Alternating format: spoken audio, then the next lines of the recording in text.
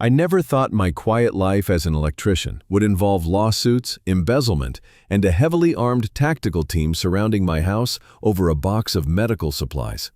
But that's what happens when a petty tyrant gets a taste of power. It all started with my wife Sarah and the boxes that kept her alive. We had lived in Maple Creek Estates for 15 years. It was the kind of place people moved to for the quiet streets and the illusion of community. The houses were nice but not ostentatious, the lawns were neat, and the homeowners association was, for the longest time, a joke. It was run by a rotation of retirees who mostly just argued about the budget for the holiday light display and occasionally sent out a passive-aggressive newsletter about cleaning up after your dog. It was benign. It was ignorable. For a guy like me who just wanted to come home from a long day of wrestling with wiring, put my feet up, and be left alone, it was perfect. My business is my own. I'm a master electrician, and I built my company from the ground up. It's just me, my truck, and a reputation for doing the job right the first time. It means long hours and unpredictable schedules, but it also means I answer to no one but my clients and my conscience. That independence was something I valued more than almost anything. My home was my sanctuary, the one place where the demands of the world were supposed to fall away at the front door. Then Carol moved in. She arrived 2 years before the chaos, buying the corner house with the immaculate rose bushes. From the start, she carried herself with an air of unearned authority. She was one of those people who seemed perpetually dissatisfied with everything around her. She joined the HOA board within 6 months, and by the end of her first year, through a campaign of attrition and sheer force of will, she was the president. The old guard of retirees, accustomed to gentle disagreements over coffee cake, didn't stand a chance. They folded, one by one, until she was left with a rubber stamp board of her own choosing. The changes started small, like the slow tightening of a vise. First, it was the mailboxes. Everyone had to have the same specific model, in the same shade of black, purchased from one approved vendor. It was a $400 mailbox. Then came the rules about garbage cans. They could only be placed on the curb no earlier than 8 p.m. the night before pickup and had to be retrieved by 9 a.m. the morning after. A violation was a $25 fine. She instituted rules about landscaping, specifying not just the maximum height of grass, but also the minimum number of flowering plants required in front-facing garden beds. People grumbled, but it was easier to comply than to fight. It was just a mailbox, just a garbage can. We all just wanted to be left alone. My life had bigger concerns. A year after Carol's reign began, Sarah's kidneys, weakened by a genetic condition we'd managed for years, finally failed. It was a devastating blow. After a scary hospitalization, the doctors determined she was a candidate for peritoneal dialysis, which she could do at home. It was a lifeline, a way for her to maintain a semblance of normalcy instead of spending hours at a clinic 3 times a week. But it came with a logistical challenge: supplies. Every week, a medical supply company delivered a shipment to our house. It consisted of several large, heavy boxes filled with bags of dialysis solution, sterile tubing, and other necessary equipment. The boxes were clearly marked with medical insignia and handling instructions. They were also, admittedly, bulky. The delivery drivers would leave them on our covered front porch. If I was home, I'd bring them in immediately. But my work often took me all over the county. Sometimes I'd be on a job site an hour away when the delivery arrived. On those days, the boxes might sit on the porch for a few hours until I got back. For us, they were a symbol of life, of our fight to keep our world as normal as possible. To Carol, they were a violation. The first confrontation happened on a Tuesday afternoon. I'd just pulled into my driveway after a grueling day rewiring an old commercial kitchen. I saw Carol standing on the sidewalk, arms crossed, staring at the 4 boxes stacked neatly by my front door. She had a clipboard in her hand, her unofficial scepter of power. "Mark," she said, her voice sharp and devoid of any neighborly warmth. "We need to talk about these." She gestured at the boxes with her pen. "Carol," I sighed, grabbing my tool bag from the passenger seat. "They're medical supplies for Sarah. The delivery came a couple of hours ago. I'm about to bring them in." "That's not the point," she snapped. "Article 4, Section B of the Covenants clearly states that all deliveries must be secured and removed from public view within 15 minutes. These have been here since 1 o'clock. It's nearly 5. It looks like a commercial warehouse.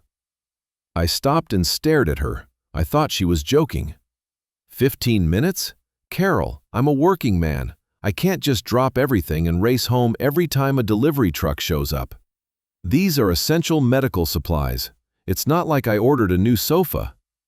Her expression didn't soften. It was a mask of self-righteous certainty. The rules are the rules.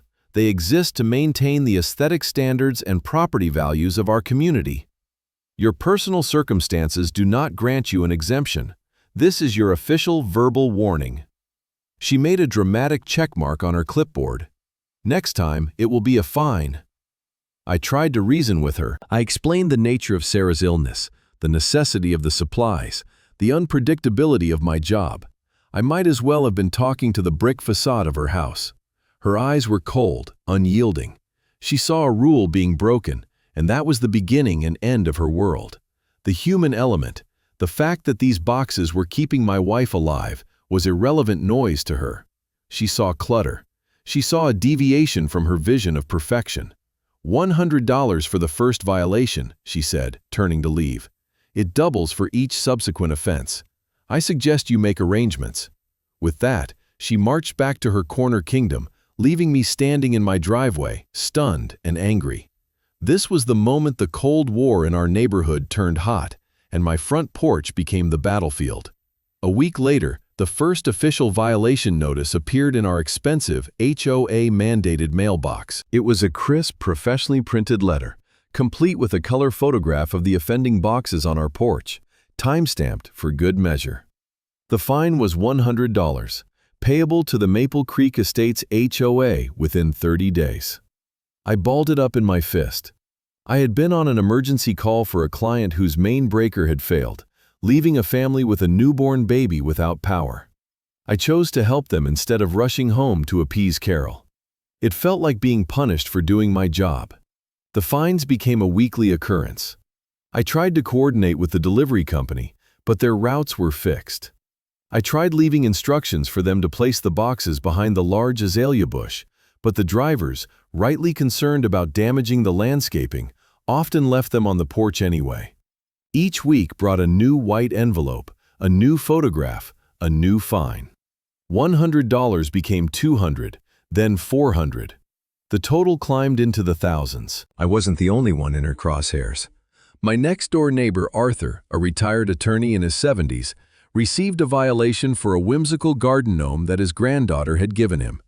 Apparently, it violated a newly minted rule against non-standard lawn ornamentation. Mrs. Gable, an elderly widow down the street, was fined because the paint on her window trim was peeling slightly. Carol's reign of terror was expanding. People were becoming anxious, peering out their windows, worried that their garbage can was out a minute too early or their grass was a quarter-inch too long. The easy, friendly atmosphere of the neighborhood was evaporating, replaced by a low-grade paranoia. Sarah was stressed, which was the last thing she needed. She felt guilty, as if her illness was the cause of all this trouble. "Maybe I should just go to the clinic, Mark," she said one evening, her voice small. "It would be easier. No more boxes, no more fights with that woman." "Absolutely not," I told her, my voice harder than I intended. "We are not changing your medical care to suit the whims of a petty dictator. This is our home. We're not going to be bullied." But inside, I was starting to feel a gnawing sense of helplessness. The fines were piling up, and Carol had now sent a formal letter threatening to place a lien on our house if the outstanding balance wasn't paid. That was the tipping point. A lien. That was a direct threat to our financial security, to the home we had worked our whole lives for. This was no longer about annoying rules.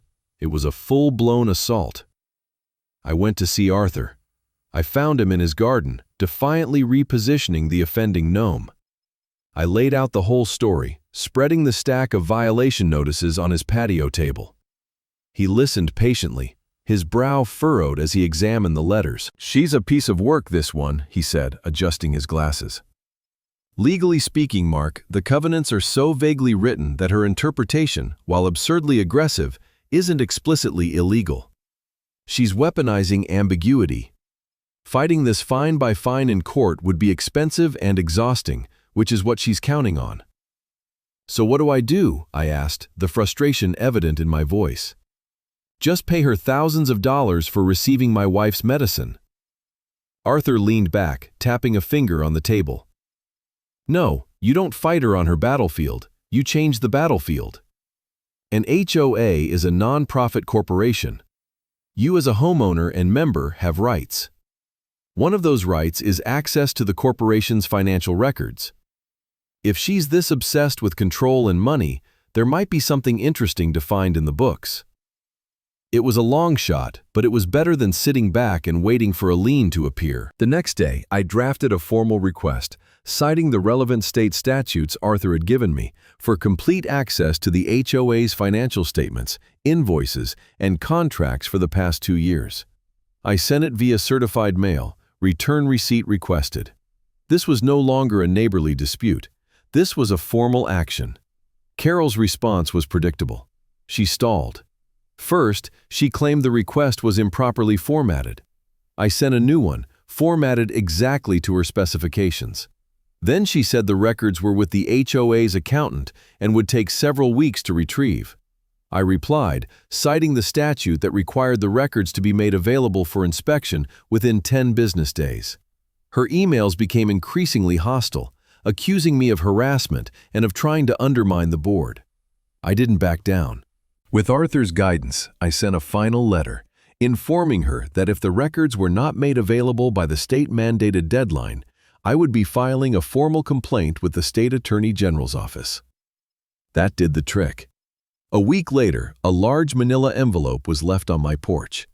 Inside was a mess of papers, bank statements, a jumbled collection of receipts, and a ledger that looked like it had been maintained by a child. I spent the entire weekend at my kitchen table, a pot of coffee brewing, sorting through the financial chaos. As a business owner, I live and die by my books. I know what a legitimate invoice looks like, what reasonable costs are. Much of it was mundane. Payments to the water company, the electric company, the local landscaping crew that mowed the common areas. But then I found it. It was a recurring monthly payment, a significant one, for thousands of dollars. The vendor was listed as C. Management Services. The services listed were vague: community oversight, vendor management, and property standards enforcement.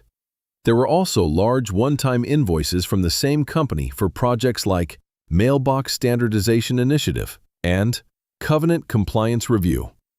Over 2 years, the payments to this single company totaled nearly $80,000. My heart started to beat a little faster. I had never heard of this company. None of my neighbors had ever mentioned them. The address on the invoices was a P.O. box in the next town over.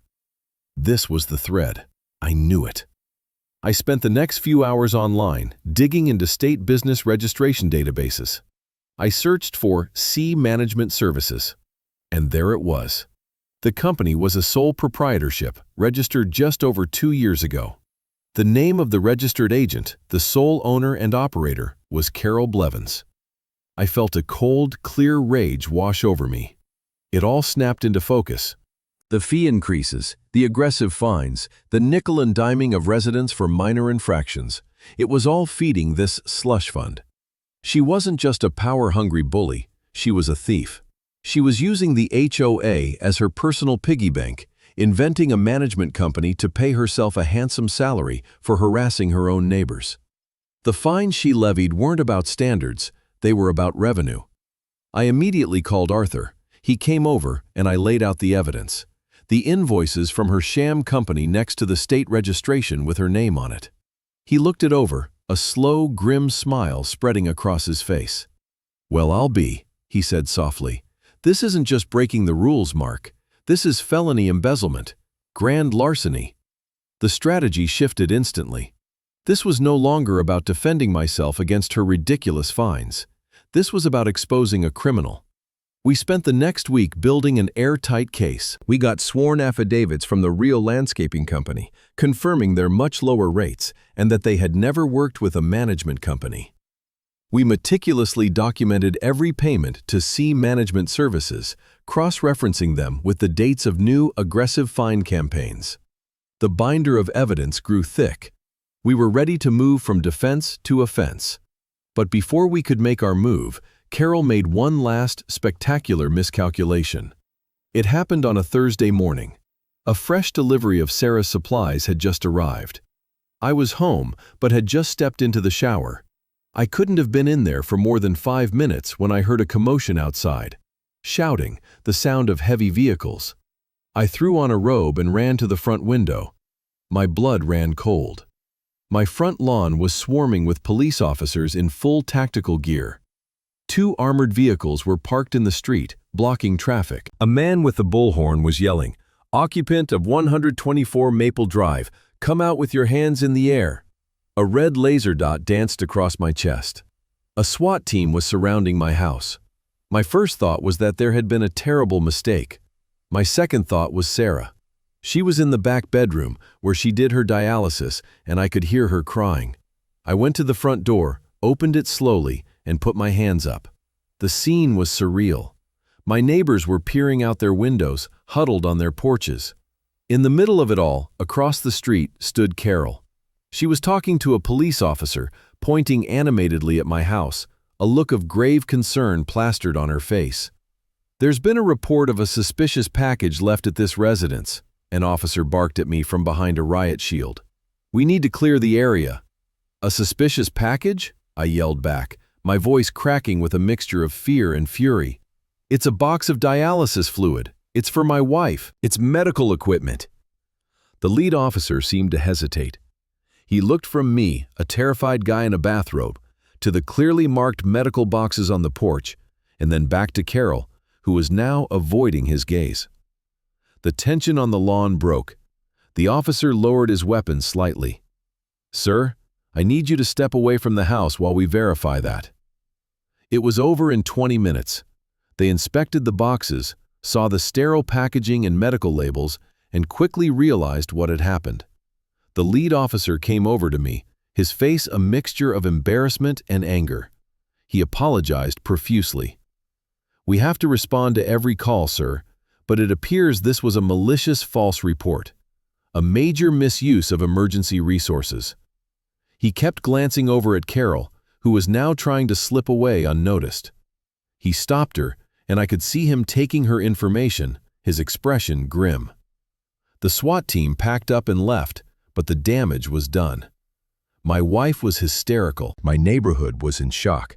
But Carol's insane escalation had achieved one thing she never intended. It united everyone against her. The fear she had cultivated for 2 years was instantly burned away by sheer collective outrage. My phone started ringing off the hook. Neighbors I'd barely spoken to were calling to see if we were okay, to express their disgust, to ask what they could do. She had finally gone too far. Arthur called for an emergency HOA meeting that Saturday. The community center meeting room, which usually held a dozen bored residents, was packed. Over 100 people showed up, standing along the walls and spilling out into the hallway. The air was electric with anger. Carol and her 2 bored cronies sat at the front table, looking flustered. She tried to open the meeting by defending the SWAT call, babbling about an abundance of caution and neighborhood security. No one was buying it. Before she could get any further, I stood up. I was holding my binder. "That's enough, Carol," I said, my voice quiet but carrying across the silent room. "We're not here to talk about your paranoia. We're here to talk about this." I walked to the front of the room. A neighbor had brought a projector and I connected my laptop. One by one, I projected the documents for everyone to see. The invoices from C Management Services, the state registration of the company in her name, the bank statements showing the monthly transfers of HOA dues directly into her account. I explained every detail calmly and clearly. I showed them the affidavits from the real vendors. The evidence was irrefutable. A wave of gasps and angry murmurs rippled through the crowd. I clicked to the final slide, a simple spreadsheet showing that nearly a third of their dues for the past 2 years had gone directly into Carol Blevins' pocket. The room erupted.